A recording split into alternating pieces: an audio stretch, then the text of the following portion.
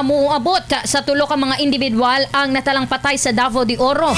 Kapin anaa sab sa 130,000 ka mga indibidwal o dul-an, 30,000 ka mga pamilya ang nahimong apektado sa Linog, subay sa pinakaulahi nga datos gikan sa Provincial Disaster Risk Reduction and Management Office sa RAPID ug ingon man sa Rapid Damage Assessment and Needs Analysis Team sa tibuok probinsya.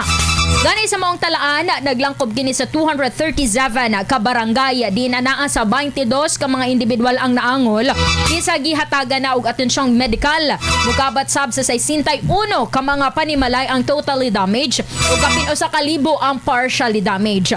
Samtang nakatala sab og kadaot ang probinsya sama sa mga tulunghaan nga dunay 101 minor cracks, barangay halls nga dunay 15 ka minor cracks, private commercial buildings 11 ka mga minor cracks, hospital 6 ka minor cracks, 8 ka minor cracks sab sa simbahan, 7 ka minor cracks sa government buildings ug 3 saba ka mga kalsada nga nalakip sa partially damaged.